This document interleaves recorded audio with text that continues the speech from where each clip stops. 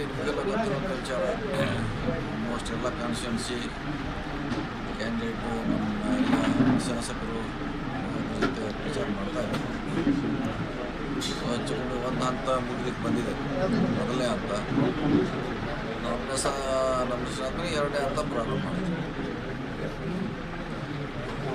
Sir, ಈಗ H D Kumaraswamy ಅವರು ಆರೋಪ ಮಾಡ್ತಾರೆ, ಲೋಕಸಭಾ ಚುನಾವಣೆ ಮುಗಿದ ಬಳಿಕ ಕಾಂಗ್ರೆಸ್ ಪಕ್ಷ ಬೀಳ್ತೈತಿ ಮತ್ತು ಗ್ಯಾರಂಟಿ ಎಲ್ಲ ಯೋಜನೆಗಳು ಬಂದ್ ಆಗ್ತವೆ ಅಂತ ಆರೋಪ ಮಾಡ್ತಾರೆ.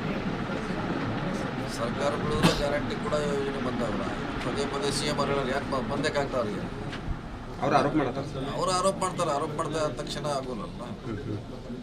ನಮ್ಮ ಗ್ಯಾರಂಟಿ ನಮ್ಮ ಪಕ್ಷದವರು ಹೆಮ್ಮೆಯ ಯೋಜನೆಗಳು ಅದನ್ನು ಬಂದ್ ಮಾಡೋಂಥ ಪ್ರಶ್ನೆ ಉದ್ಭವಿಸಲ್ಲ.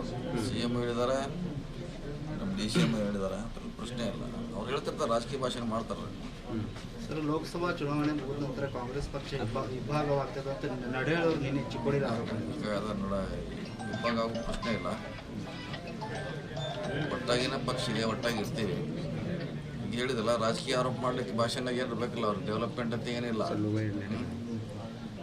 ಇಂದು ಅಲ್ಲಿ 10 ವರ್ಷದಲ್ಲಿ ಕೇಂದ್ರದಲ್ಲೂ ಇಲ್ಲ, ಇಲ್ಲೂ ಕೂಡ 4 ವರ್ಷ ಸರ್ಕಾರದಲ್ಲಿ ಕೂಡ ಏನು ಡೆವಲಪ್ಮೆಂಟ್ ಇಲ್ಲ. ಏನು ಇದನ್ನೇ ಹೇಳ್ಬೇಕು ಅವರು. ಇಲ್ಲ, ಈಗ ರಾಮ ಮಂದಿರ ಹೆಸರು ಮೇಲೆ ಅವರು ಹೋಟ್ ಕೇಳ್ತಾರೆ, ಅದು ಎಷ್ಟರ ಮಟ್ಟಿಗೆ ಸರಿ?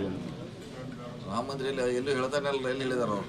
ಅಲ್ಲ, ರಾಮ ಮಂದಿರ ಮಾಡಿದೆವು ಅಂತ ಫೋಟೋ ಎಲ್ಲಿ ಹೇಳ್ತಾನೆ ಇಲ್ಲ. ಅವ್ರು ಹೇಳ್ತಾ ಇಲ್ಲ ಅಂದರೆ ಅದು ವರ್ಕೌಟ್ ಆಗಿಲ್ಲ ಅಂತ ಅರ್ಥ. ಯಾಕಂದ್ರೆ ಅದು ಎಲ್ಲೂ ಹೇಳ್ತಾ ಇಲ್ಲ, ಯಾವ ಭಾಷೆನಲ್ಲಿ ಅವ್ರು ಹೇಳ್ತಾ ಇಲ್ಲ. ಎಲ್ಲೂ ಕೂಡ ಅದು ಜನರ ಮೇಲೆ ಪ್ರಭಾವ ಬೀರಿಲ್ಲ ಅಂತ ಅರ್ಥ.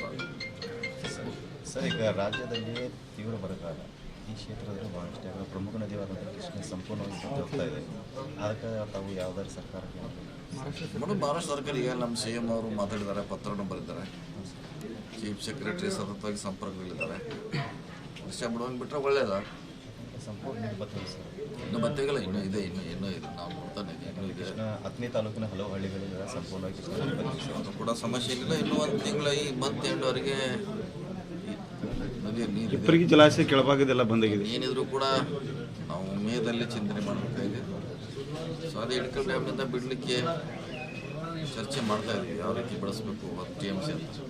ಅದು ಬಂದರೆ ಇನ್ನು ಮತ್ತೆ ಮೇದಲ್ಲಿ ಒಂದು ತಿಂಗಳ ಅನುಕೂಲ ಆಗ್ತದೆ. ಯಾಕಂದರೆ ರಾಜ್ಯ ಸರ್ಕಾರ ಮತ್ತು ಮಹಾರಾಷ್ಟ್ರ ಸರ್ಕಾರದ ಒಪ್ಪಂದ ಇದೆ ಸರ್, 3 TMC ಕೊಯ್ನಾದಿಂದ ಬಿಟ್ಟರೆ 1 TMC ಜೊತೆಗೆ ಬಿಡಬೇಕಂತ. ಅದು ಈಗಲ್ಲ, ಇನ್ನು ನಿಮ್ಮ ಮನೆ ಹೇಳಿದ್ದು ಅದು ಇನ್ನು ಕಾರ್ಯದಲ್ಲಿ ಇನ್ನೂ ಆಗ್ಬೇಕು. ನಾವು ಅವ್ರಿಗೆ ಲಿಫ್ಟ್ ಮಾಡಿ ಕೊಡಬೇಕು ಜೊತೆಗೆ. ಆಮೇಲೆ ನಮಗೆ ಅವರು 2 TMC ಕೊಡಬೇಕು ಅನ್ನೋದು ಅದು ಇನ್ನೂ ಚರ್ಚೆ ಇದೆ. ಮತ್ತು ನಮ್ಗೆ ಯೋಜನೆ ಆಗಬೇಕು, ಒಪ್ಪಂದ ಆಗಬೇಕು, ಅಗ್ರಿಮೆಂಟ್ ಆಗಬೇಕು. ಸೊ ನಂತರ ಜಾರಿ ಆಗಬೇಕು.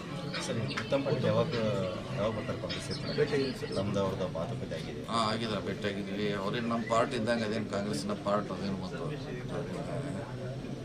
ಒಂದೇ ಫ್ಯಾಮಿಲಿ ಇದ್ದಾಗ ಆ ಚುನಾವಣೆಯಲ್ಲಿ ಅದು ಅನಿವಾರ್ಯ ಇತ್ತು. ಅವರಿಗೆ ಹೋಗಿದ್ರು, ನಮ್ಮ ಜೊತೆ ಇರ್ತಾರೆ, ಬರ್ತಾರೆ. ಅವರು ಪ್ರಚಾರ ಪ್ರಾರಂಭ ಮಾಡ್ತಾರೆ ನಮ್ಮ ಪರವಾಗಿ.